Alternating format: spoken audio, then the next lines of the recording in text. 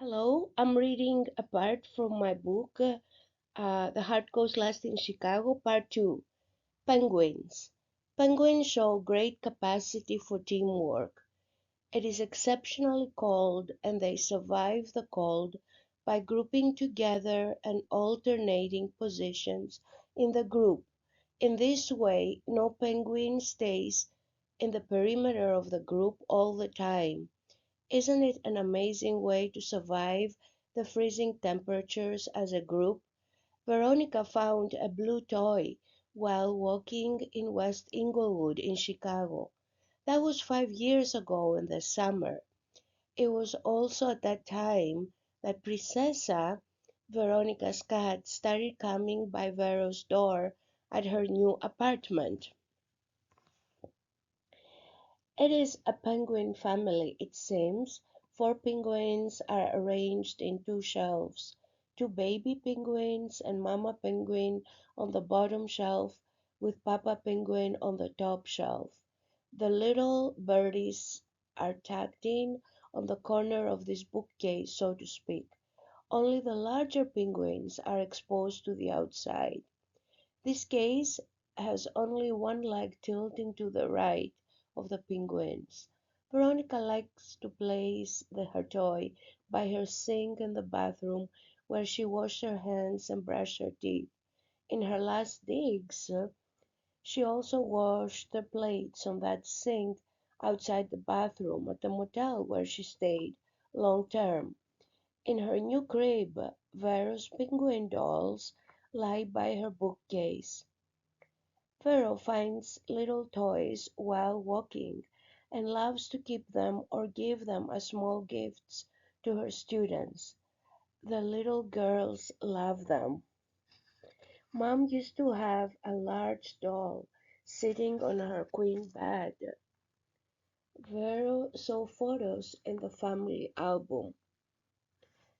Maybe it is our doll's house and bedroom Henrik Ibsen talked about in his feminist play encouraging women to leave the house. Veronica tries to locate her cousins after Auntie died. Nobody answers the phone. Maybe Uncle sold the apartment after Auntie's death.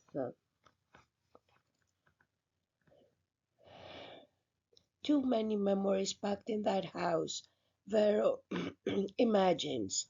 Auntie kept that house full of souvenirs Uncle brought back from his long trips on the sea around the world when Auntie was alone with her four children and her mother-in-law. Venus she loved. In the basement also lie souvenirs Vero brought back from her 5 year absence in Beijing, China. We all imitate the choices and lifestyles we learn from our parents. And there's another chapter called Unicorn Pony with Purple Mane. Marquise was working at the Burger King near the motel where Vero was staying. He gave Vero a Happy Meal as a gift the first time Vero met him. There was this lovely unicorn pony in the meal, and Vero kept it on her desk in her room. Veronica also placed the box of the Happy Meal with a smiley face on her desk at work. It stayed there for 5 months until Vero's co-worker came back from her maternity leave and threw the box away when she installed herself back to the desk. When Veronica confronted her about it, she said she could buy another one, and it was Veronica's fault she did not communicate about it. Was Vera supposed to say the obvious, that she had it on her desk for a reason and it was not trash? Veronica kept frequenting that Burger King and talking with Marquise. She also applied 3 times to get a job there under 3 different managers over the course of a year. Marquise, who was a star employee, kept promising Vero he would put in a good word or that the new manager would love her, etc. Needless to say, no job materialized.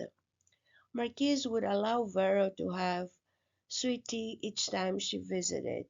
Maybe it was available for all customers. Over the summer, when Vero was struggling to pay her rent while working as room attendant, Marquise gave Vero $5 or $6.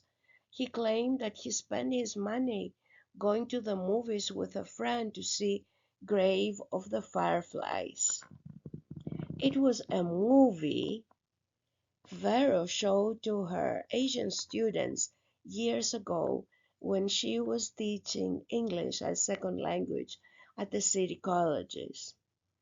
While Marquise was staying with his mom, who kept his paycheck and trying to save money, Veronica was mesmerized by the fireflies shining in the dark outside the window of her room. The view of the large empty lot with trees and yellow daisies filled Vera with so much awe and peace all summer long. The abundant fireflies outside comforted Vera, helping her believe in the magic inherent in our everyday interactions. Native Americans view fireflies as a symbol of all is well in our lives.